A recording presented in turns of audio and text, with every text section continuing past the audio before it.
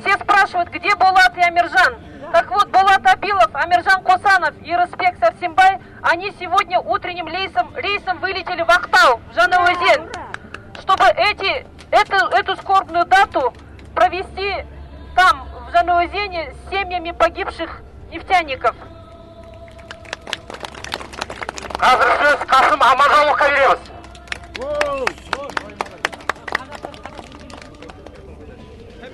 Ардақты бауырлар, бүгін мына қылмыскер режимнің қан төгіп, ең соңғы межеден өткеніне 100 күн болды. 100 күн болды қазақ халқы қайғы жамылуда. Жүрегінде оты бар. Жаны бауырына ашитын, елім дейтін, намысқой азаматтың барлығы қазір қайғы жұтып отыр. Міне 100 күн болды. Әлі биліктің аузынан біз бірде-бір адами әңгіме естіген жоқпыз. Міне 100 күн болды. Әлі билік кешірімге келген жоқ. Міне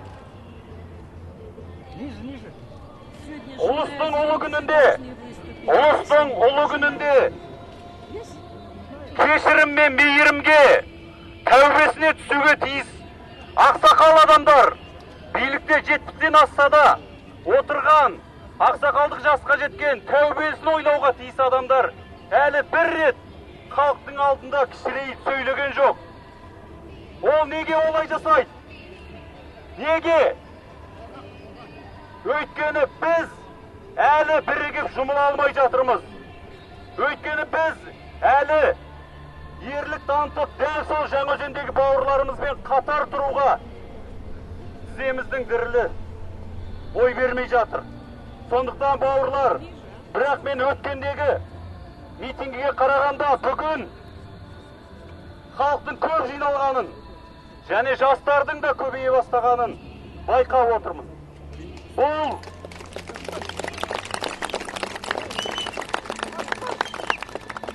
Бұл заман біздікі деген сөз.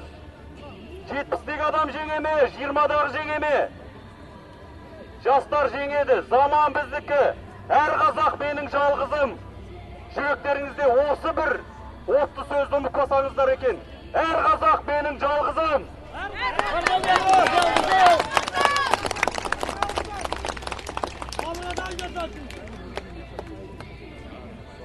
Қазір Ерай ханым Қысқалбаев сөйлейді.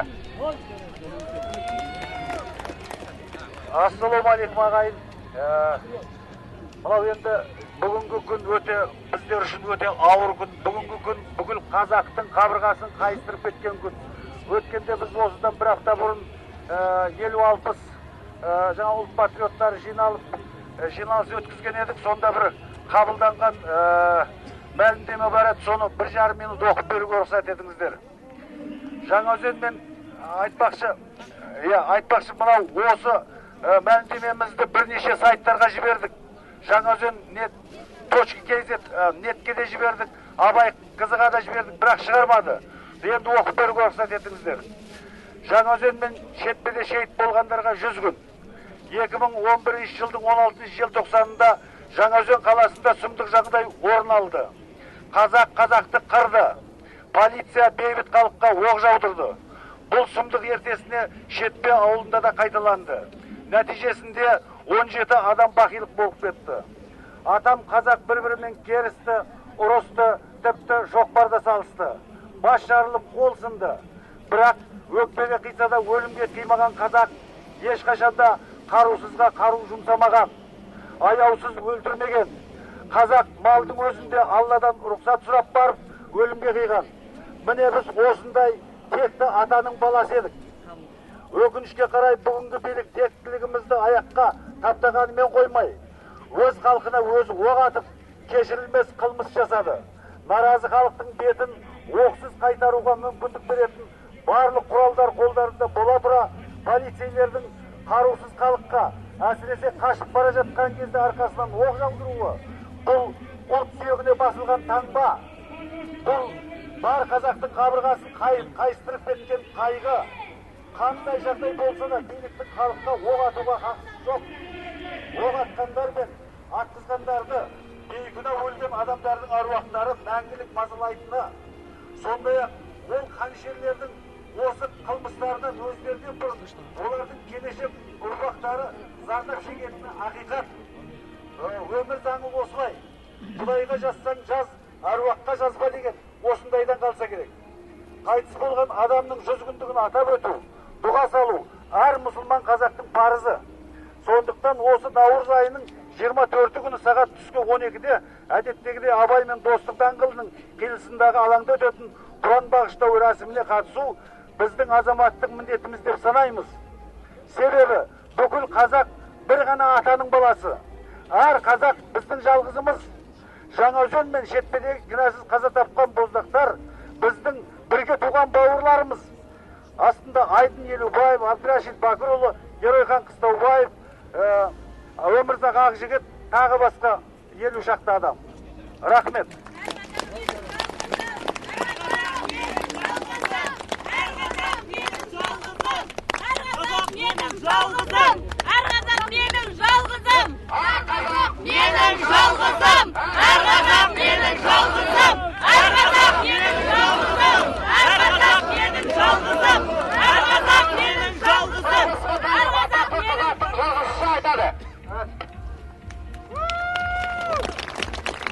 Құрметті халайық, әр қазақ менің жалғызым, ол рас. Бірақ әр қазақтың бойында сол жалғызым дейтін үн тұру керек, жалғызым дейтін сыр тұру керек, жалғызым дейтін қайғы тұру керек, жалғызым үшін өксіп тұру керек. Жаңаөзен бұл тек қана қырғын емес, бұл қазақты қақ бөлген, өксіген көппен мынау мықтымсыған топқа бөлген Жаңаөзен қырғыны. Жаңаөзен қырғыны халықтың жүрегін қақ бөлген қырғын. Жаңаөзен қырғыны қазақты қасіретке бөктірген қырғын. Осы қырғынға кім кінәлі? Сол кінәліні айту керек, табуымыз керек. Кінәлі біріншіден тек қана бір адамға ғана ода айтатын, бір адамға мақтаудың түрлі түсін табатын парламент кінәлі. Екіншіден шенеуніктерін шелтістіп қойған билік кінәлі. Үшіншіден осы екі саланы басқарып отырған, бірақ екеуіне де ешқандай дұрыс жол бағыт көрсетпеген президент әкімшілігі кінәлі. Үшіншіден өзінің елінде, өзінің жерінде, өзінің отанында не болып жатқанында мүлде хабары жоқ президент кінәлі. Бесіншіден осы кінәлердің бәрін көріп отырып, үндемей бүлкіген, мәңгүрттікке айдалған мына біз халық кінәліміз. Сондықтан да осы кінәлілердің бәрінің кінәсін мойнына қойғызып, осыларға тәубеге келтірдім болсақ, біз өзіміздің халық екенімізді, өзіміздің алып екенімізді сонда түсінеміз.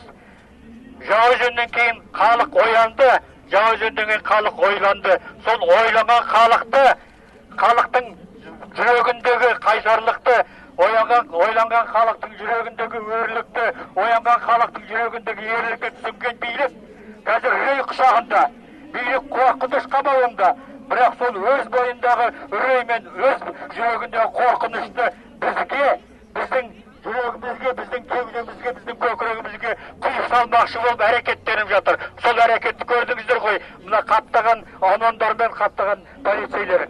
Бүгін ғана осы сіздердің келгендеріңізді, сіздердің бір-бірімізбен түскендеріңізді тағы да естіртпеу үшін ана жақта даңғырлатып музыкасын қойып отыр. Ол биліктің қорыққаны, биліктің үрейлегені, өйткені халық алып, халықты жеңетін күш жоқ. Халықтың біреуін ғана қорқытуға болады, екеуін ғана қорқытуға болады, 100-ін ғана қорқытуға болады. Бірақ миллионды қорқыта алмайды. Миллион үшін дарса, кез келген билікті, кез келген жоғарғы зорлықты белден басып, аяғының табанының астына түсіреді. Сондықтан да біз көп қорқытады, терең батырады. Осыны ұмытпайық. Ал бүгін мынау 100 күн толып отырған Қаралы елге, мынау Адай жұртында, мынау Ақтау аймағына біз өз жүрегіміздің шын жүректен тебіренген десін білдіруіміз керек.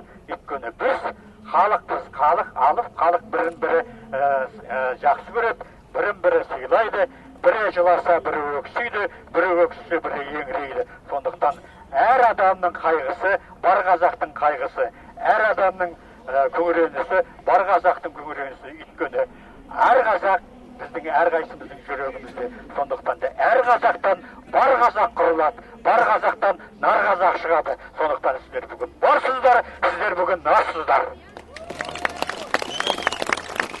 Қазір Назарбек Қанапияұлы сөйлейді. Қадірлі жиналған қауым, бүгін біз міне қаралы күнге, біздің боздақтарымыздың атылған күніне 100 күн толған күнге жиналып отырмыз. Қаншама мыңдаған адам қара жабылды, қаншама мыңдаған адам зар шекті. Бұл Жаңаөзен қасіреті, ұлт қасіреті.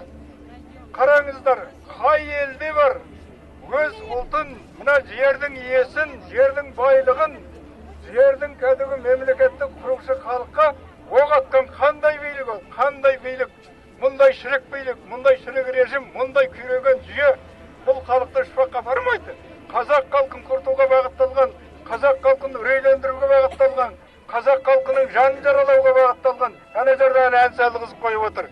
Не деген сұмдық десеңізші, қаралы күнде кім ән айтатын еді, қара жамылатын еді ғой. Мына билік өздері атып алып, сол атқанды ақтап, әнменен тойлап жатыр міне. Бұдан өткен масқара бола ма? Қазақ халқы ояныңыздар, ояныңыздар, жиналыңыздар. Мынандай билік тұрған кезде қазақ халқының ұлттығы жойылып кетуі мүмкін. Сіздер қараңыздар, мынандай деген сөз айтты ғой билік.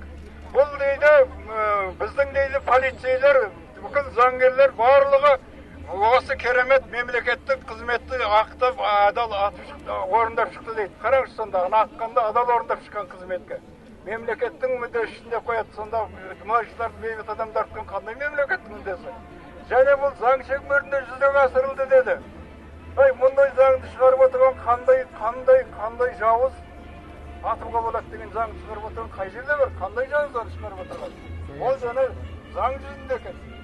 Қараңыздар, біздің ғой мына президент ант береді. Ал енді антты бұзған адам, қазақ біздің ата-бабаларымыз антты бұзған адамдарды өте қатты жазалаған. Бұл ант береді, мен халықты үйдемдей антты бұзып тұр ғой. Антты бұзған адам қой алдында қарабет тоқылады. Бұны министрлер ант береді. Қой алдында қарабеттер болады. Қой алдында қожақтай жатасыңдар. Сондықтан сіздер бірігіңіздер, өздеріңізді көтердіңіздер.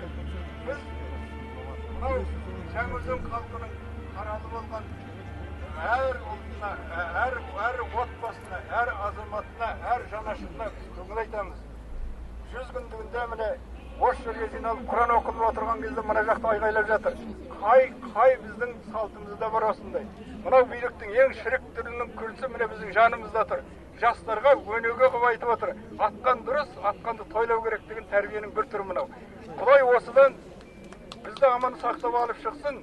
Ал Алла тағала жар болса, қазақ халқының жарқын өмірге келетін күні жақын.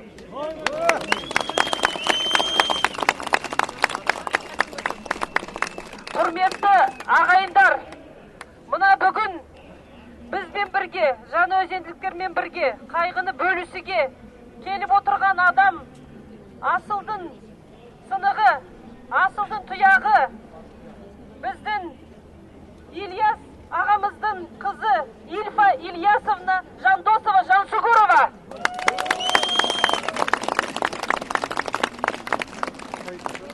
Қадірлі қауым, кешіресіз, мен енді кішкене шамам болмай тұр. Дегенмен міне әлбір мұнда болған митингтерге келіп қатынасып жүрмін, көріп, бірақ енді кешіресіз, халім жоқ. Бірақ орысша мен айтайын, кешіріңіз. Рыба гниет с головы. Вот эта великая русская поговорка, знаете, вверху во власти должны быть другие люди. Другие, я вот все это понимаю, знаю. Моего мужа 20 лет назад под предлогом, как это называется? Надуманным предлогом, как будто его сбила машина, его убили. Это было задуманное убийство. И это я знала с первого дня. И в этом году, летом, ему будет 20 лет, как его Санжара нет. Но Санжар всегда с нами, мои дорогие. Вот здесь дерево его имени, я всегда прихожу сюда. Я живу близко. Я дочь Ильяса Джансугурова. И вспомните, он погиб в 1938 году, тоже по навету, по выдуманному. Его обвинили в японском шпионаже, его убили в застенках. Но он перед смертью сумел создать свою великую поэму «Кулагер». Читайте ее, перечитывайте.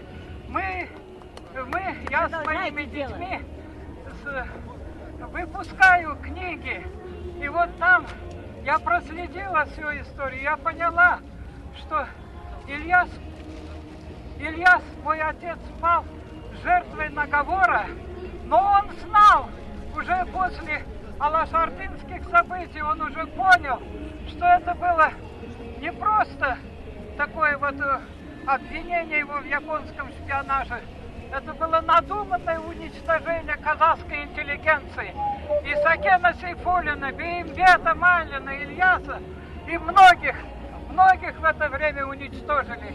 А мой муж как раз занимался, он основал общество Адилет, да, расстрельные списки достал. Мы были там, где расстреливали здесь, в застенках НКВД, или там, как его еще называли.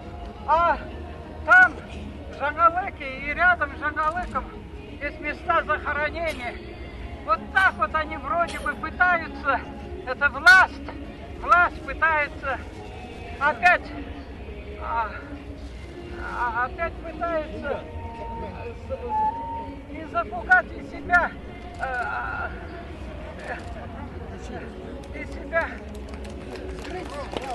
да, они пытаются скрыть правду,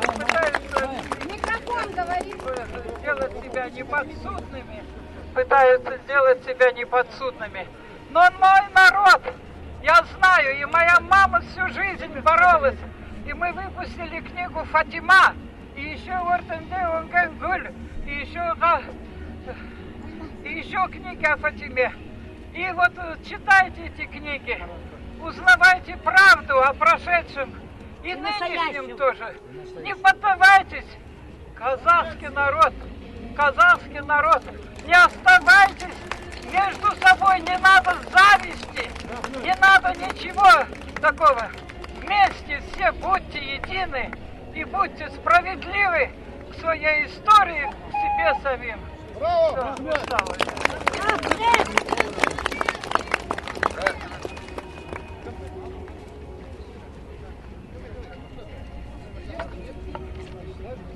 Слово предоставляется Умырзак Акжигит.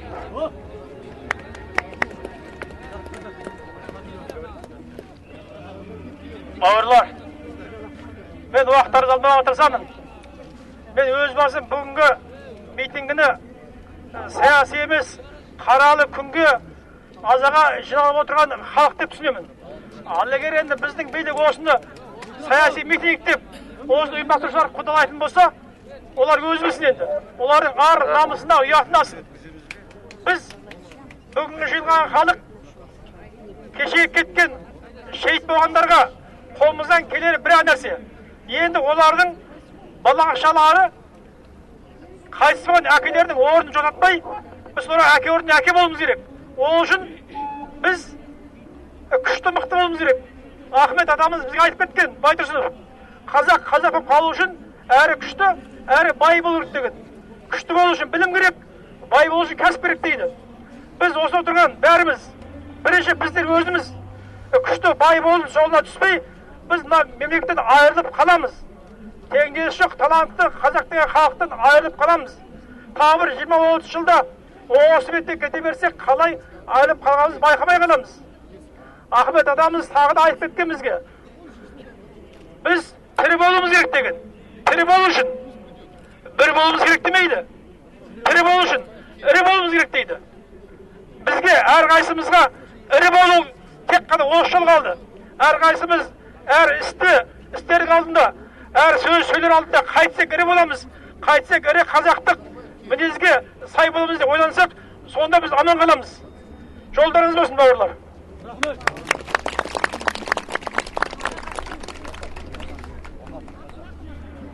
Оқап мұқағанға сөз берейік.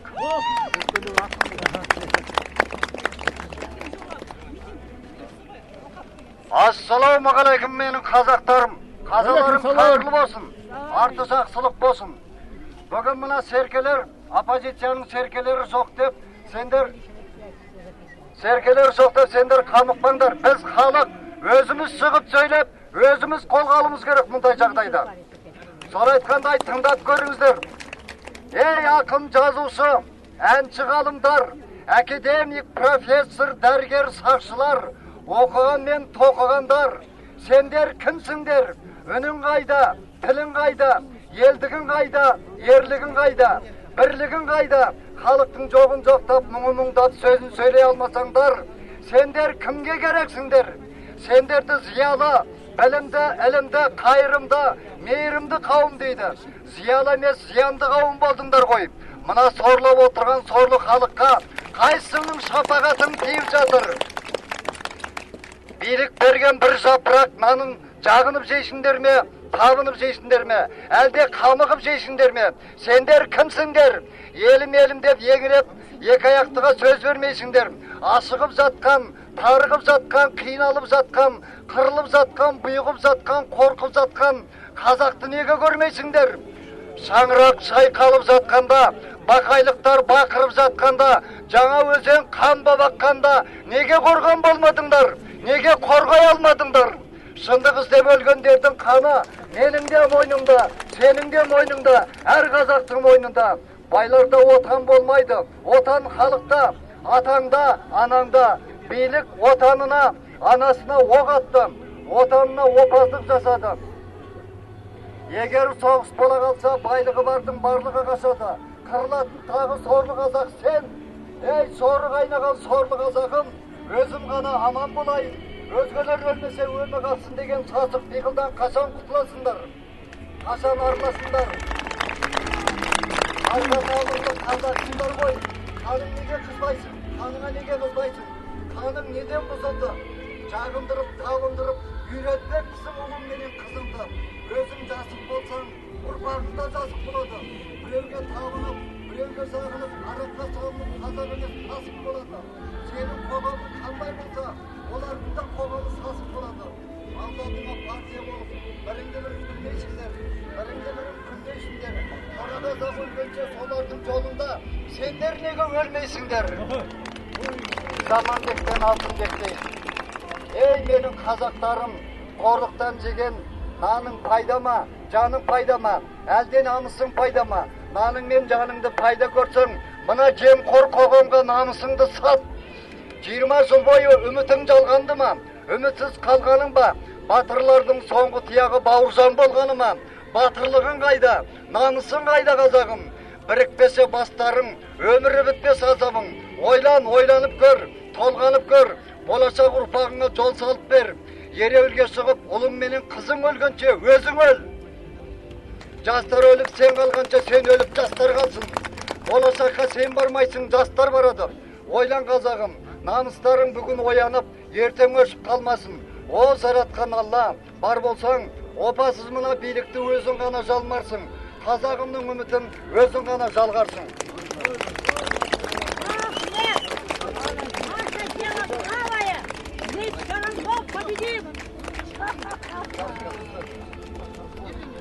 Ал енді құрметті қазағым, мен сендерге жол сапар тілегім келеді.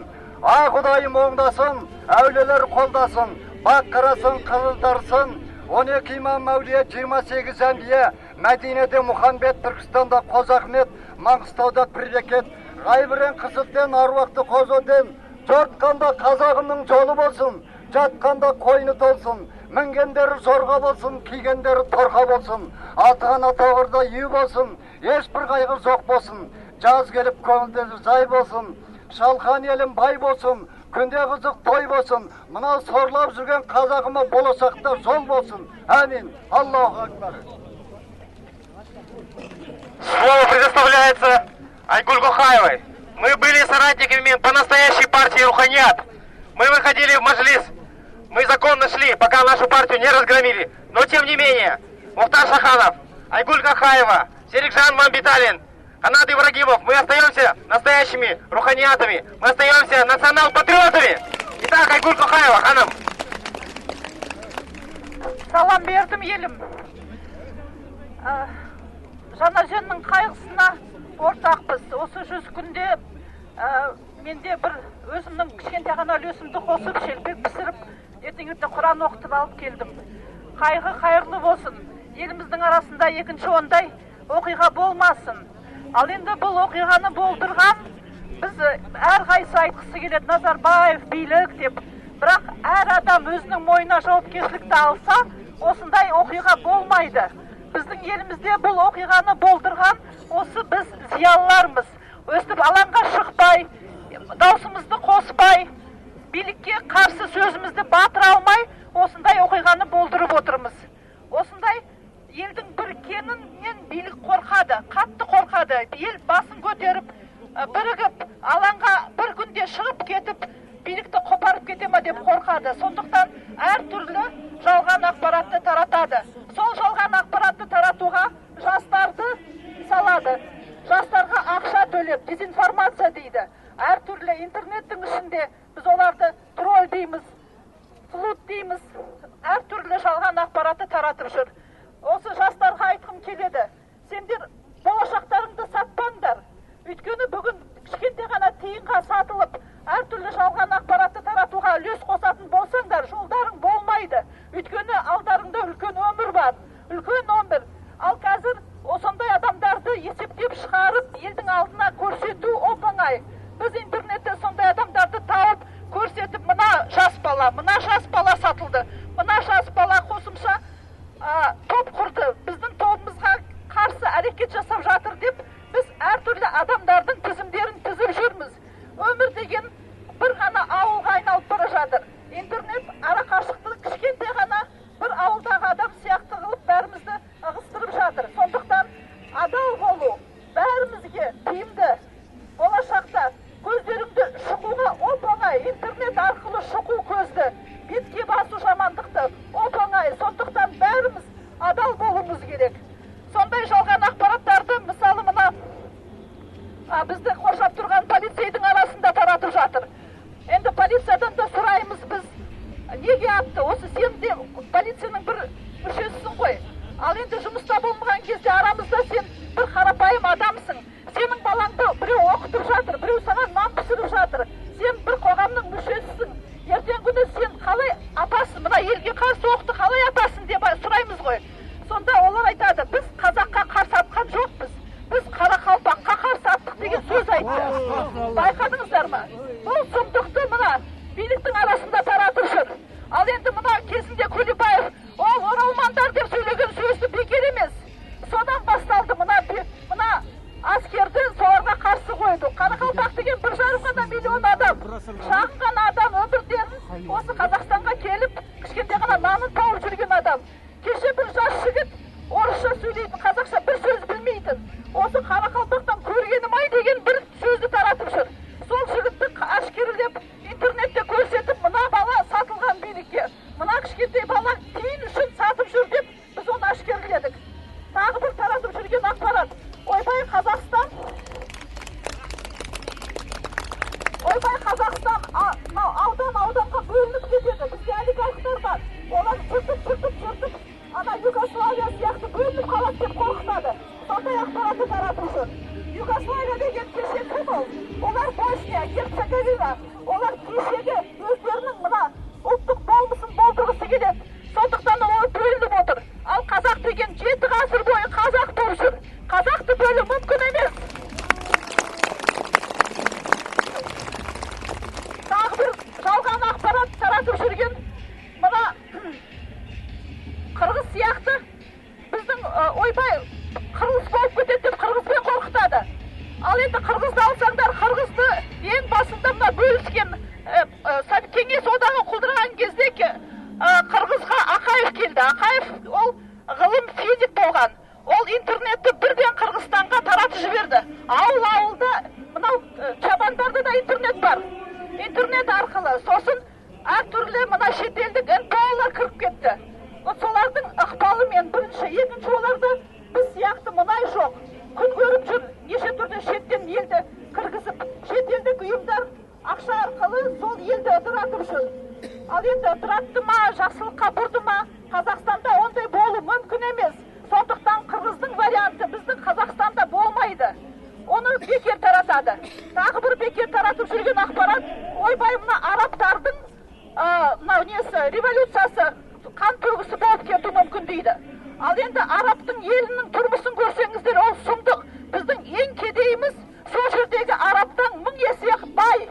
Біздің талап етіп отырғанымыз тиын емес. Біздің талап етіп отырғанымыз рухымызды сыйласын, басымызды сыйласын, қазақты сыйласын, елді сыйласын. Сондықтан біз ел болып, осы жерде неғұрлым көбірек басымызды қосып, билікке жұдырығымызды көрсете алсақ, билік ешқайда қашпайды, Назарбаев ешқайда қашпайды, біздің айтқанымызды істейді. Сол үшін жалған ақпаратты таратуға біз тыйым салайық. Ешкімдер сенбеңіздер. Екіншіден, үйде отырып осы жерге келмей қалған адамдар, олар кінәлі. Мына Жаңаөзенді атқан үшін кінәлі. Өйткені үндемей қорқып бұғылып қалған адамдардың арқасында осындай болып отыр. Керек десеңіздер, қылмыскерлерді бірігіп неше түрлі ОПГ құрып жан бағып жатыр. Ол қылмысты жасау үшін де жалғыз адамның қолынан келмейді. Ал қылмысқа қарсы тұру үшін біз ел болуымыз керек. Қылмыс болмасын десек, ел болып бірлігімізді біріктірейік. Қазақ болайық, аман болайық. Қазақ жасасын!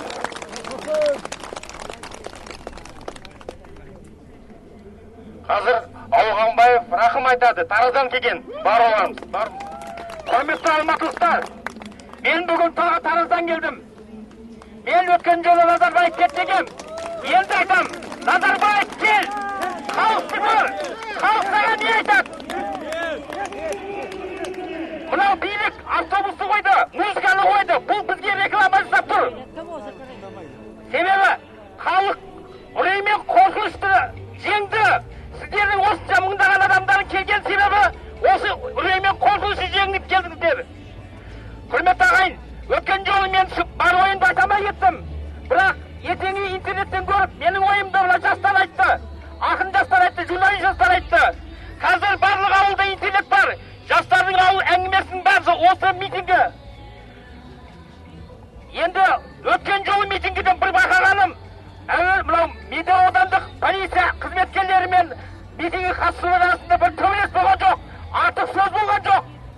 Себебі оларда қызмет істеп жүр. Олармен жай сөйлесуіміз керек. Оларды түсіндіруіміз керек біз. Құрметті ағайындар,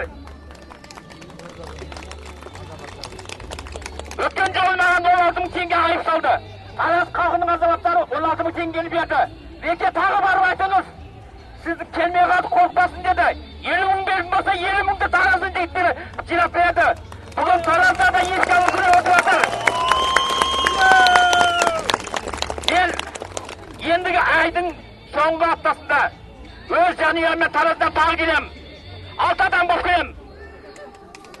Осы айдың соңында келем. Сондықтан да құрметті алматылықтар тағы айтамын. Сіздер тағы келіңіздер, қорықпаңыздар. Маржан жаңа дұрыс айтты.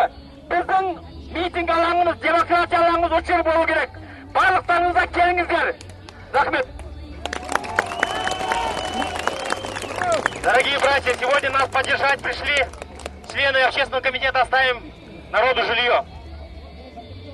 Батырбекова, ханым. Итак, коротко, потому что митинг наш подходит к концу.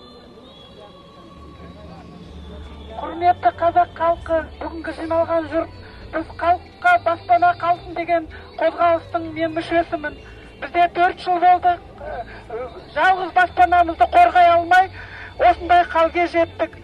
Біз енді Жаңаөзен қайғысына ортақпыз. Жаңаөзеннің қырғынына дейін біз халыққа баспана қалсын деген қозғалыс қолдап келдік. Қолдаймыз да әр уақытта. Өйткені ол біздің трагедиямыз.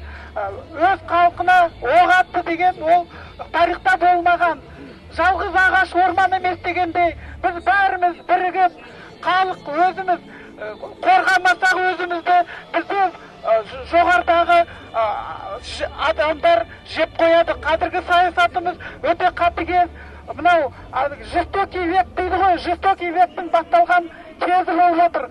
Сондықтан айналайын қазақтарым, бәріміз бірігіп, бір ауыздан осындай жерлерге шақырғанда бәріміз бір ауыздан бір-бірімізді қолдайық. Жаңа өзен қайғысына ортақпын. Жаңа өзеннің көз жұмған адамдарын еш уақытта біз ұмытпаймыз. Әрқашан өзіміз Құран оқытып, жетшілтік салып, құрбандарға әрқашан өзіміздің Құранымызды бағыштаймыз. Ал көп-көп рахмет келгендеріңіз. Братья, наш митинг подходит к концу. Для зачитания резолюции по нашему сегодняшнему митингу я предоставляю слово Рамазану Сергепову, члену комитета «Жанаудень».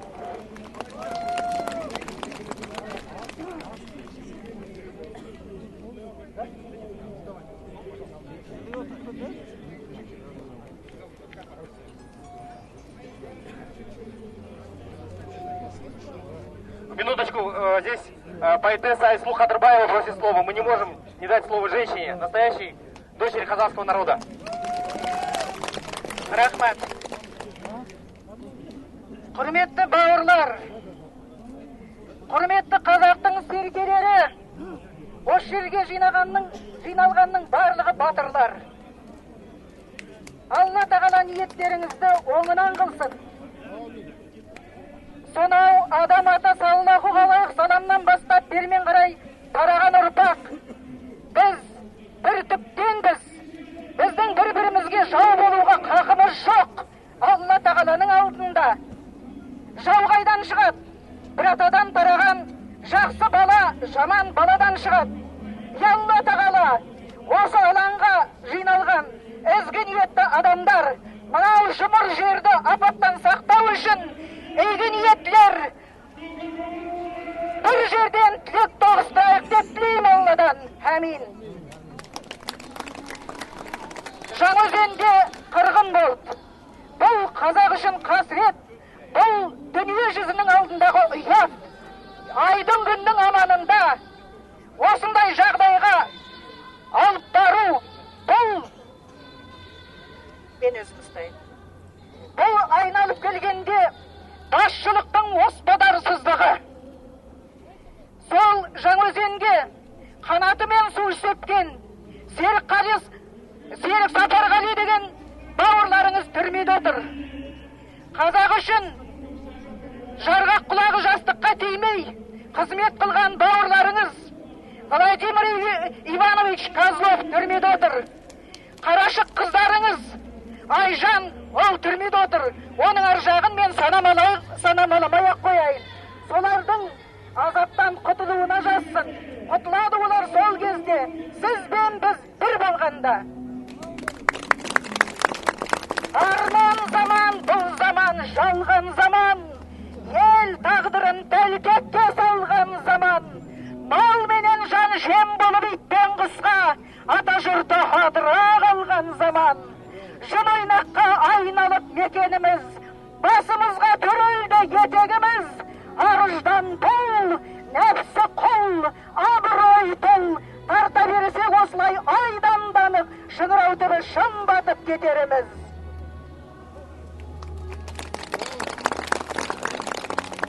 Баба аруақ, құлақ сал дауысыма, мен сөйлеймін бүгін күн таусыла, болашағы атымның азығында, дию бері қаптаған жазығында, қазақ атты бел балаң шырылдайды байлап кеткен өзіңнің қазығыңда. Қазақстан бүткіл түрік дүниесінің, бүткіл адамзат баласының қазығы десе болады. Қазығымыздан айырмасын Алла. Қамал тұтқан қалың ел қағырадай, қойы кеткен қорадай қаңырамай, болған іске болады дол деушет бабам. Кел ғанекей, жұмылып күш қылалық, жоқтау салып айнала жабырамай. Көз жүгірсек тарихқа тегінде біз, ғұмыр бойы майданның шебіндеміз. Ақиқаттың жолында ұмтылдың ба, жарты қадам кейінге шегінбеңіз, шегінбеңіз. Біз күрес шегіндеміз.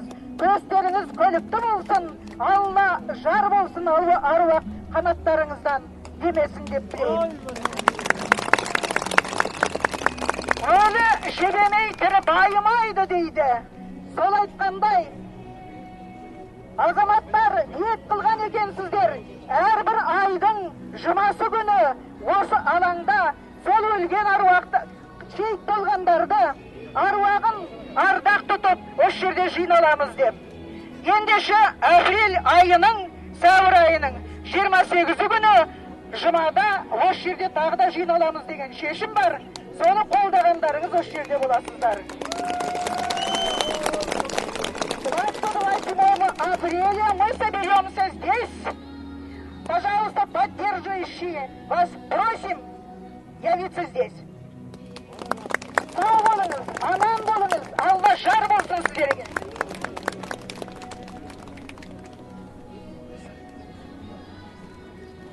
Уважаемые свободные граждане Казахстана, разрешите зачитать проект резолюции сегодняшнего Высокого собрания.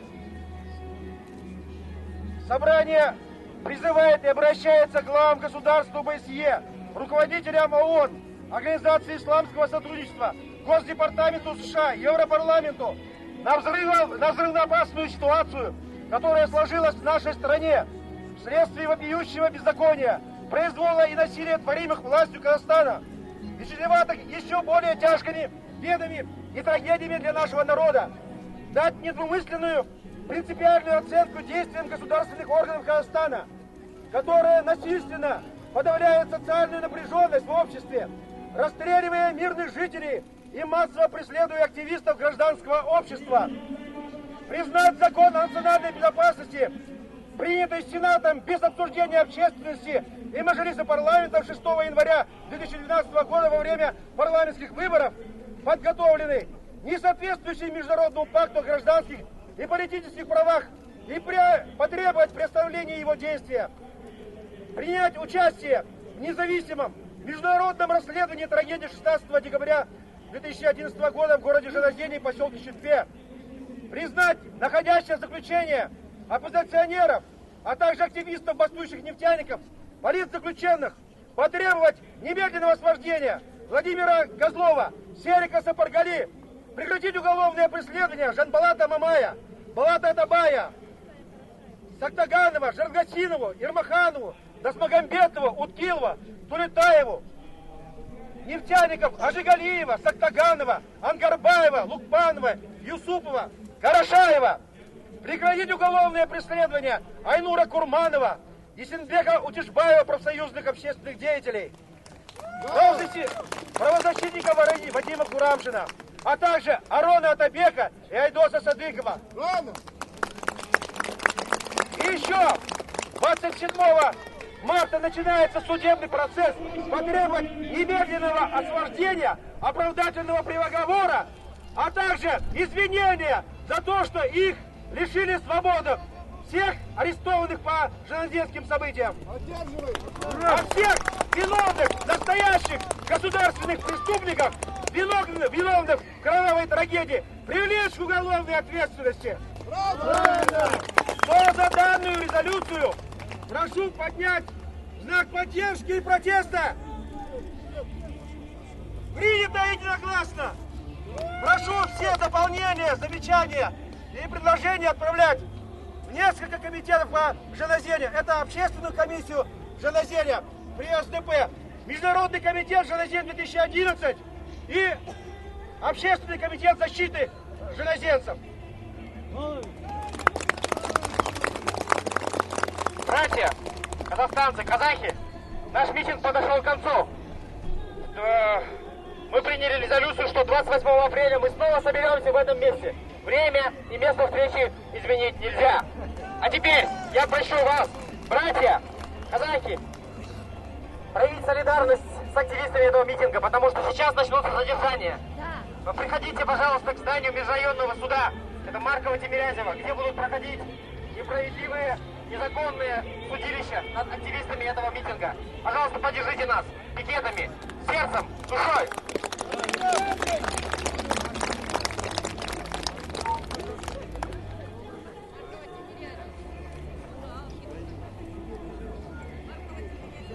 А теперь А теперь я, художник, ваш казахский художник Канат Ибрагимов, хочу обратиться к вам своими словами. Итак, Бисмилляхи-рахмани-рахим. Мои предки, кочевники, казахи, они всегда были свободными людьми. В их жилах всегда текла свободная кровь. Свободный человек отстаивает свои права. Теряет в этой битве несколько лет свободы. Теряет жизнь, как жанаузение. Решайте сами, стоит это делать или нет. Борьба за наши права – это мое поле боя. И я принял решение биться. Потому что Аль-Мухаммед, саллаху алейхи вассалям, говорил: сторонитесь 7 страшных грехов. И самое страшное из них – это бегство с поля боя. Помните свои права и боритесь за свои права. Такбир!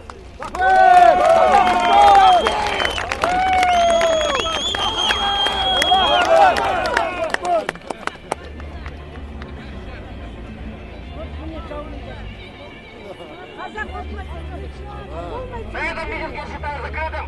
Мы прощаемся с вами до 28-го. Ничего не бойтесь. Выходите, поддержите братьев. Не слушайте грязную пропагандистскую шапку режима. Сейчас звонил Булат Абилов, они вместе с Амиржаном Косановым, с Рыспеком Сарсенбай-Улы въехали только сейчас в Жанаозень, проезжает по улицам Жанаозеня. Там действительно пока стоят еще эти обгоревшие здания, которые были, вот вы знаете, как результат тех беспорядков. Значит, план у них следующий. Они сейчас едут первым делом в семью Истая Карашаева, который является, значит, руководителем филиала партии ОСДП «Азат», которого, как вы знаете, тоже несколько недель назад арестовали и тоже пытаются обвинить как зачинщика беспорядков в Жанаозене. Потом они намерены посетить по возможности в семьи тех погибших людей, которые стали, ну, сами знаете, жертвами того дня, расстрела того дня. Далее к вечеру они уже поедут в поселок Щитпе. Я сама была, ездила, это очень большое расстояние, где-то, наверное, более там около где-то 250 километров. Знаете, там тоже есть один погибший, и в этом селе тоже будут проводить ас, то есть поминки не только по, значит, погибшим, но и очень много, значит, людей в Щитпе, задержанные, молодежь в основном, которых тоже обвиняют в, значит, организации беспорядков уже на этой станции. Ну, я попросила передать от нашего имени, от имени всех участников митинга, где-то около 1500 человек сегодня собрались, так же, как на первый митинг на этом месте, что мы все их поддерживаем, жанаозенцев, и передать нашу скорбь и вот наши сочувствия, соболезнования близким и семьям погибших. Далее, вот через несколько часов мы узнаем уже другие новости, что там думают в Жанаозене, какая сегодня ситуация. Если появится возможность, они хотели бы встретиться с официальными властями, которые там, вы знаете, засела группа следственных органов, которые, значит, обвиняют нефтяников более или около 30, я сейчас уже даже не могу понять, потому что точно четкой информации официальные СМИ не дают, но по нашим расчетам где-то около 30 человек. Вот. То есть делают все возможное для того, чтобы получить самую последнюю, самую исчерпывающую информацию по судьбе уже арестованных и тех, которые пытаются обвинить вот, в суде, который, как мы знаем, намечен вот через несколько дней. Вот такая информация. Спасибо. Я сегодня специально не выступала, хотя тоже являюсь членом президиума ОСДП, официально оппозиционной партии, но я сегодня специально не выступала, потому что, значит, вы видите, что сейчас инициатива от оппозиционных партий уже переходит к гражданскому обществу, чтобы люди сами осознанно выходили и выражали собственное мнение. Поэтому политиков сегодня было минимальное, то есть выступление политиков было минимальным, чтобы не было это, не выглядело какой-то пропагандой, агитацией. Это действительно зов души, действительно те люди, которые говорили, они говорили то, что наболело и то, что они хотели высказать. Это первое я хочу отметить. Второе, я считаю, что, значит, алматинские, во всяком случае, власти должны в срочном порядке собрать свое заседание маслихата, согласно там какому-то законодательству. Право на проведение вот таких массовых мероприятий имеет, значит, назначать городской маслихат. Хочу сказать, что я лично встречалась перед этим митингом где-то за недели 2 или там 12 дней до сегодняшнего дня с одним из представителей городского акимата, не буду называть фамилию, с просьбой по-человечески понять в конце концов ситуацию и рассмотреть именно вот это положение для того, чтобы смириться, что ли, с тем, что больше алматинцы за кинотеатр Сарыарка не пойдут. И то, что они приняли такое решение, вот эти предыдущие митинги показали, что теперь не остановить такое массовое желание людей собираться, высказывать свое мнение по самым актуальным вопросам. И тогда я просила, чтобы власти действительно проявили свое благоразумие и в конце концов вынесли решение для того, чтобы изменить место встречи вот для таких вот массовых мероприятий, которые были в Алмате, будут и есть. То есть нельзя запретить, потому что жизнь разная, и поводов для того, чтобы приходить и митинговать или пикетировать, к сожалению, в Казахстане много. Я так поняла, что в апреле будет заседание маслихата, и теперь мы, как оппозиционные организации, должны, значит, адресовать в наш акимат соответствующее письмо, требования для того, чтобы городской маслихат изменил место для проведения массовых митингов официально и предоставил одну из площадей в городе Алматы в центре города. Или это памятник Абаю, вот там, где мы находимся, или есть памятник, где находится место, площадка, где находится памятник Чоханову Алиханову. Или пусть тогда нам предоставляют святое место для всей страны, это памятник независимости на центральной площади республики. Вот поэтому вот такие предварительные наши требования я высказала. И теперь мы надеемся, что маслихат, значит, в апреле, то есть вот в этом месяце, март-апрель, да, в апреле должен провести свое очередное плановое заседание. И я считаю, должны рассмотреть это требование и предоставить официально какое-нибудь из названных, а может быть другое место, которое бы устроило вот горожан и которые бы согласились на вот такое предложение. На самом деле сегодняшний митинг он прошел в экстремальных условиях, чтобы вы знали. Практически весь актив оппозиционный в Алмате. Те, которые были организаторами. Профессиональные, все профессиональные политики были взяты у дверей своих домов, то есть нейтрализованы. Все активисты практически арестованы, задержаны или находятся под угрозой ареста. И сегодняшний митинг прошел в экстремальных ситуациях. Его можно назвать чрезвычайный митинг. И поэтому не судите строго, потому что все равно состоялся. Да, он все равно состоялся. Я художник, который не являюсь профессиональным политиком, все равно взял на себя ответственность и начал этот митинг. Не судите строго. Мне кажется, что сейчас, когда гражданское общество в Казахстане формируется, все деятели искусства, все люди, которые неравнодушны к судьбе своего народа, они должны выходить и становиться на наше место. За следующие митинги другие должны выходить. Деятели искусства, культуры, бизнеса. И тогда традиция борьбы за свои права станет непрерывной. И мы победим обязательно.